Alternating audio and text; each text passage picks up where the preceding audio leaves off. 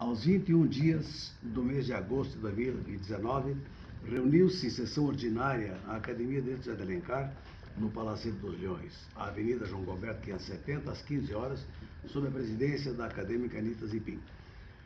A reunião contou com a presença de 17 pessoas. Foram justificadas as ausências de Vera Rauta, Milton Bona, Rosana Drigueto e Regina Celebroni. A senhora presidente apresentou a ALJA aos novos indicados e convidados como um oásis, um local de encontro de amigos com espírito acadêmico. Enalteceu o papel do escritor, o artista, como alguém que vive nas nuvens, mas que contribui com seu trabalho para melhorar o mundo. Concluiu com a seguinte frase: os livros são abelhas que levam o pólen de uma inteligência a outra. Apresentou o convidado Antônio Miranda, trazido pelo acadêmico João Carlos Cascais. Assumindo a palavra, Cascais falou sobre seu convidado, carioca, de longa história cultural, com vários livros publicados. Com a palavra, a acadêmica Nuilde Zaraldi dedicou o lançamento do livro DNA, Luz e Sombra, à ALJA, como homenagem por seus 80 anos de existência. Na sequência, a senhora presidente propôs votos de louvor aos autores do livro DNA, Luz e Sombra, Nuilde Zaraldi, Johnny Mara Souza da Rosa e Adriano Siqueira. Ao jornalista Luiz Inácio Ribas pelo livro de memórias Quem é Você, o qual indiretamente também homenageia a ALJA pela presença da acadêmica Anita Zipim em suas páginas. Aos acadêmicos Luiz Fernando Queiroz e Joatan Marcos de Carvalho, o primeiro editor, o segundo autor do livrete com seus poemas, intitulado O Poema que Vale a Pena, na esteira da coleção Helena Collodi. A respeito desses votos de louvor, a senhora presidente comentou sobre a presença do doutor Alcine Guerra, também participante do livro Quem é Você, com quem, coincidentemente, trabalhou em anos passados na cidade de Dois Vizinhos, quando, com o apoio do saudoso doutor Moisés Paciornik, criaram a Secretaria de Saúde naquele município. Joatan Marcos de Carvalho agradeceu a referência ao livrete com seus poemas, explicando alguns pormenores sobre sua edição, como, por exemplo, a quantidade expressiva de 20 mil volumes para cada edição de livrete da editora, periodicamente. Acompanhando o tema, a senhora presidente reforçou o papel de Luiz Fernando Queiroz como mecenas da cultura pela gama de atividades que exerce nesta e em outras áreas afins. Em seguida, a acadêmica Rosemary Vieira leu a carta número 3 de Engelbert Schlegel, a qual se refere, entre outros temas, sobre a enorme variedade de fontes culturais e sua iniciativa de oferecer trabalho voluntário em Graz, na Cidade da Arte, chamada de Kunsthaus, uma das várias da Áustria, com projetos sempre arrojados. Assim, a cidade de Graz, que significa graça, é acolhida pela magnitude pela magnitude histórica e urbana, notadamente o centro histórico da cidade, o World Heritage. A presente carta, em sua íntegra, está anexada a esta ata. Foi proposta a moção de júbilo a Engelbert Schlegel por seu incontestável apreço pela ALJA. Também foi proposta a moção de júbilo para a acadêmica Cíntia Maria Honório, por sua participação no livro Vozes da Educação, no qual fez entrega de um exemplar para a biblioteca desta entidade. Na sequência, Joatan Marcos de Carvalho teceu comentários sobre o direito eleitoral e que, quando foi juiz, teve seu trabalho sobre o juizado eleitoral selecionado e premiado. Informou ainda que vem, há longo tempo, preparando uma abordagem lírica sobre o controverso tema do grafite em oposição à pichação, o que envolve uma parte legal e indispensável.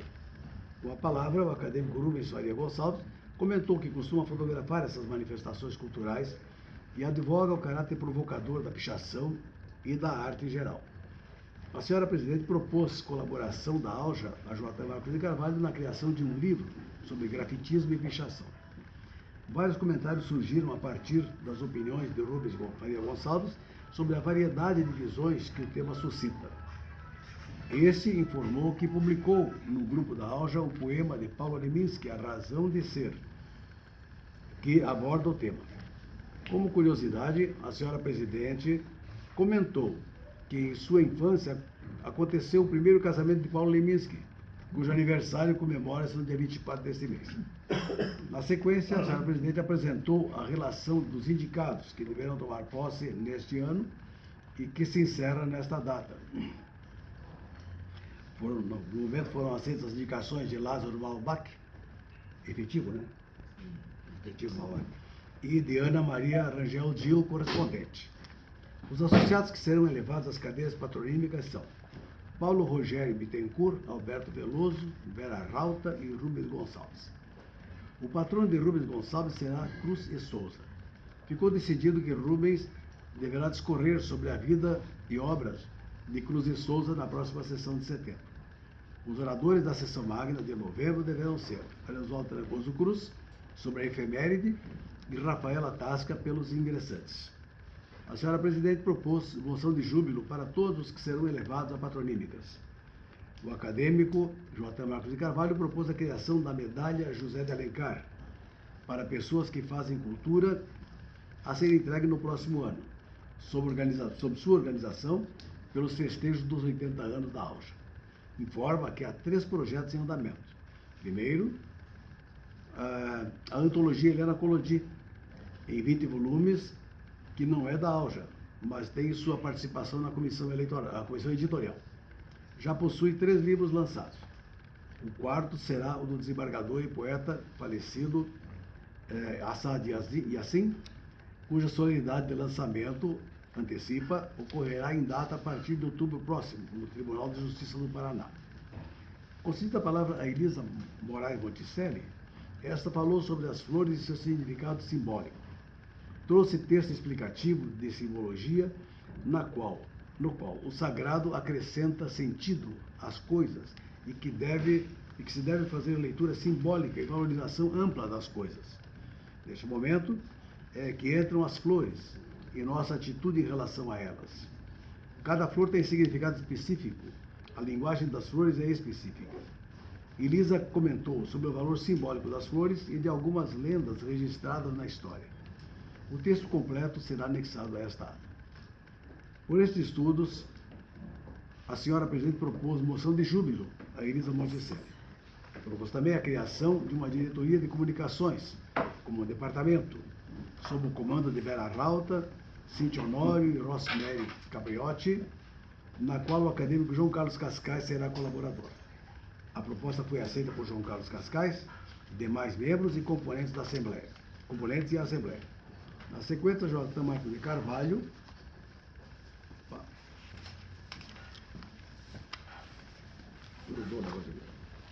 J. Marcos de Carvalho informou que está em andamento o seu projeto de organização de um livro biográfico com depoimentos de acadêmicos titulares. Foi proposta a criação do Jornal da AUJA, em formato digital, um avanço em relação ao blog atualmente existente. Ficou proposta alguma tiragem física, semestral ou anual. Em seguida, o acadêmico Ariovaldo Trancoso Cruz, também na qualidade de secretário, apresentou emenda corrigindo o título do livro DNA Luz e Sombra, erradamente grafado na ata anterior. Consultado sobre o seu possível ingresso na AUJA, ainda nesse exercício, o convidado Antônio Miranda prometeu refletir sobre a proposta, apondo o grande número de atividades em que está envolvido, inclusive a possibilidade de publicação de cartas e poemas inéditos que possui de Helena Collodi, cuja licença espera conseguir. Finalizando esta sessão, o acadêmico Ariovaldo Trancoso Cruz, na qualidade de cuteleiro, fez mostra de algumas facas e ponta de lança histórica para apreciação dos presentes. Sem mais a tratar, a senhora presidente deu por encerrada a presente sessão, convidando a todos para um piquenique cultural. Eu, Ariovaldo Trancoso Cruz, vice-presidente, secretário ADOC, lavrei a presente ata que será assinada por mim e pela senhora presidente. Curitiba, 21 de agosto de 2019.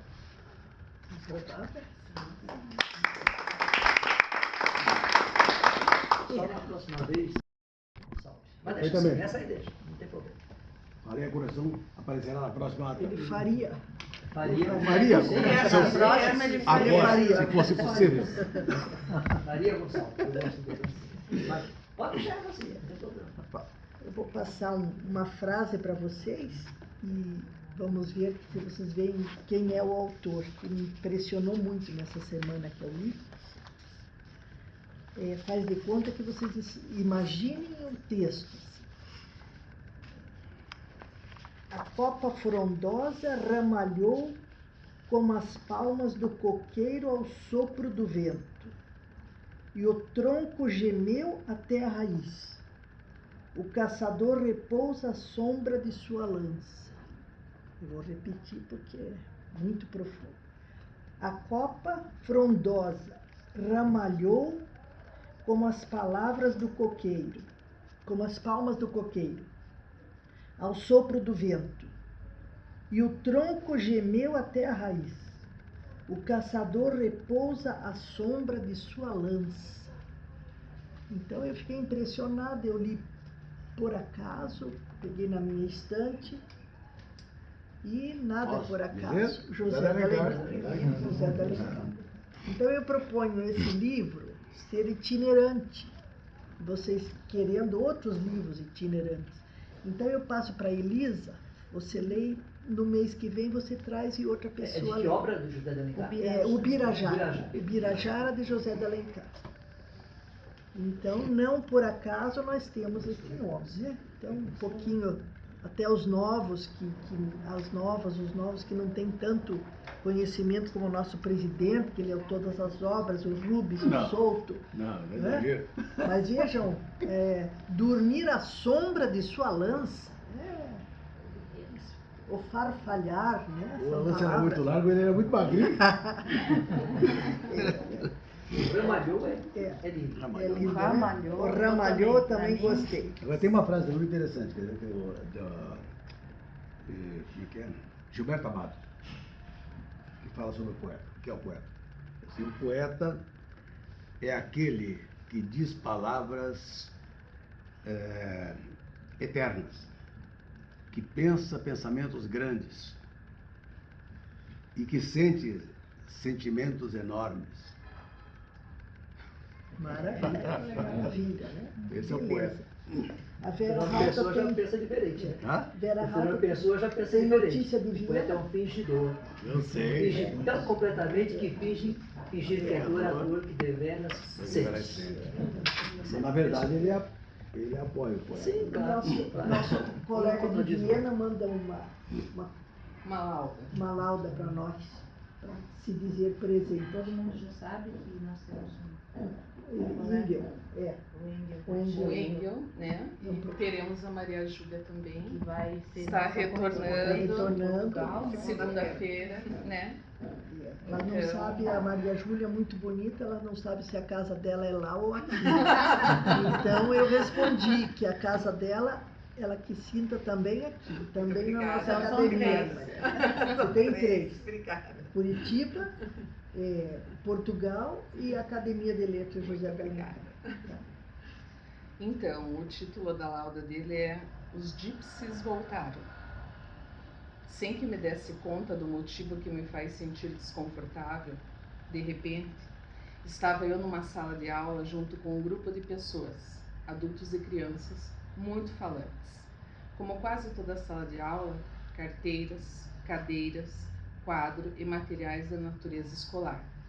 Não menos importante, chamava a atenção uma grande mesa com roupas e sapatos diversos, muito coloridos, tudo acompanhado por um grupo entusiasmado. Olhares invasivos nas poucas outras pessoas, os professores, que, assim como eu, não pertenciam nitidamente àquelas origens, especialmente no âmbito dos romenos e húngaros, de cujas ascendências formam o grupo de gypsies ali presentes. Juntamente com duas professoras, também me permiti ir compartilhando com aqueles indivíduos o conhecimento que tenho da língua alemã.